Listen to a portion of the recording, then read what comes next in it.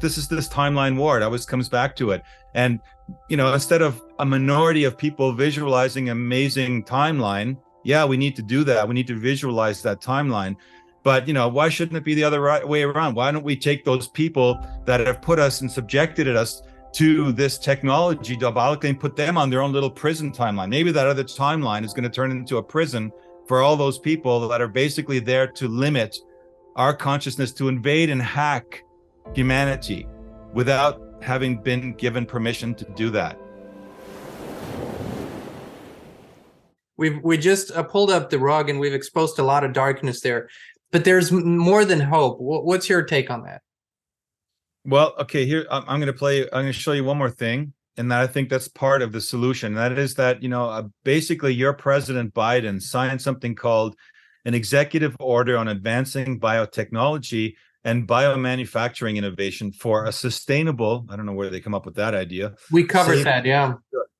Right. And they're saying we need to develop genetic engineering technologies and techniques to be able to write circuitry for cells and predictably program biology in the same way in which we write software and program computers, unlock the power of biological data, including through computing tools and artificial intelligence, and advance the science of scale-up production while reducing the obstacles for commercialization so that innovative technologies and products can reach the markets faster, okay? So why am I playing that? Because one of the things, there's a two-pronged method to solutions here. One method is to put this data in the face of your elected politicians and say, Biden just signed this executive order.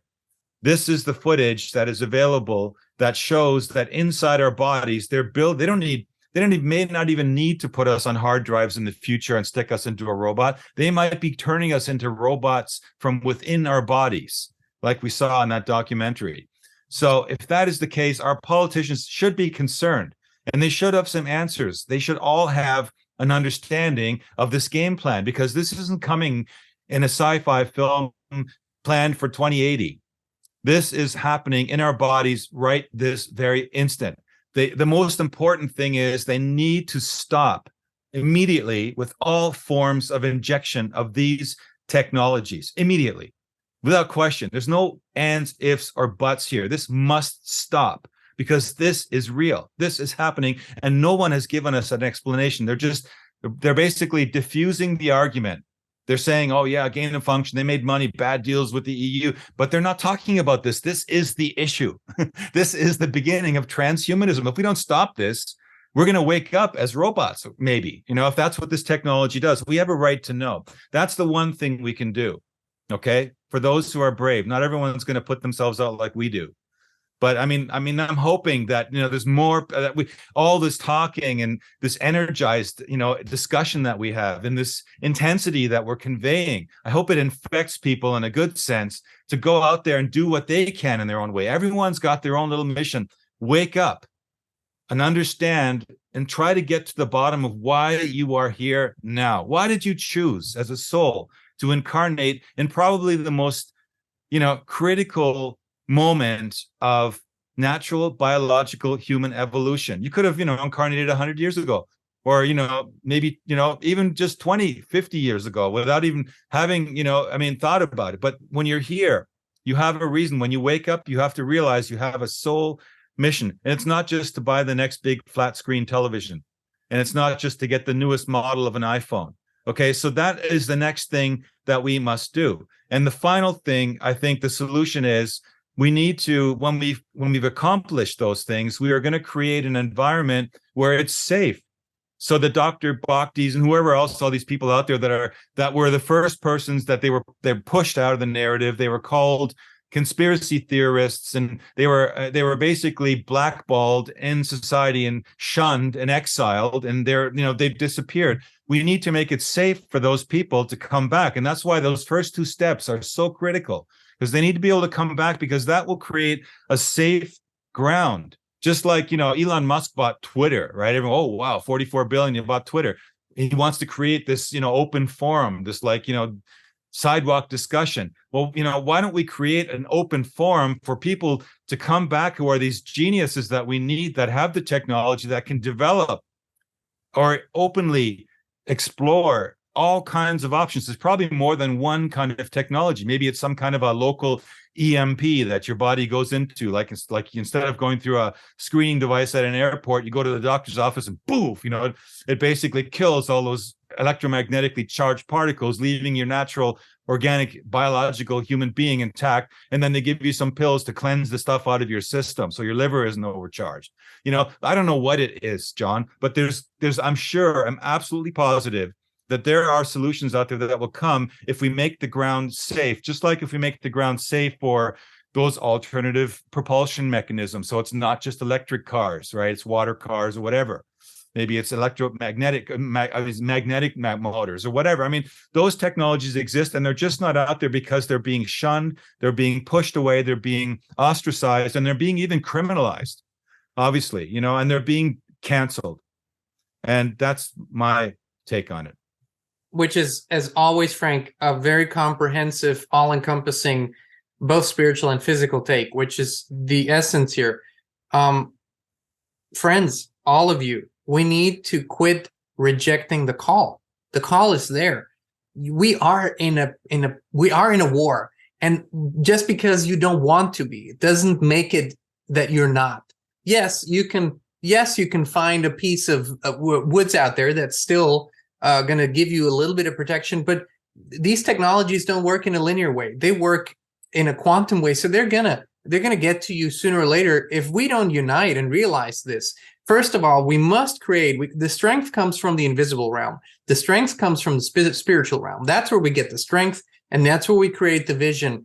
But then we need to take real physical action. And the first thing is to realize, once again, you're black, you're white, you're Asian, you're whatever color, whatever race, whatever religion, whatever sexuality. None of it matters in this equation if we don't stay human.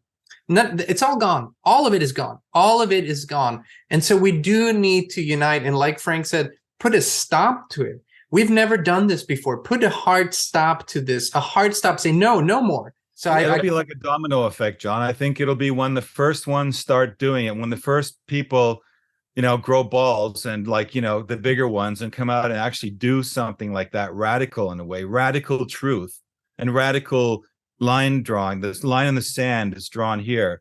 The timeline that we're visualizing, this is this timeline war. It always comes back to it. And, instead of a minority of people visualizing an amazing timeline, yeah, we need to do that. We need to visualize that timeline. But, why shouldn't it be the other way around? Why don't we take those people that have put us and subjected us to this technology diabolically and put them on their own little prison timeline? Maybe that other timeline is going to turn into a prison for all those people that are basically there to limit our consciousness, to invade and hack humanity without having been given permission to do that. And there needs to be accountability for that. So we're at the critical point, and we encourage you to see the big picture, really accept it for what it is right now, because if you don't, you're playing the lie game, their lie game. But with that acceptance comes real empowerment. And that's what we have experienced ourselves, Frank. With every layer we've pulled back, yes, there's a shock moment. Yes, there's a holy shit, this is how evil this really is. But immediately you go, okay, the truth empowers me. It actually gives me this sense of, wow, I just released so much energy because I want to overcome this. I want to help others overcome this. We want to change this. Truth empowers me. Is it the same with you? Yeah, absolutely. That's what I keep saying. Truth is the new spirituality, Yes. And the absolute kind of truth, not the relative truth.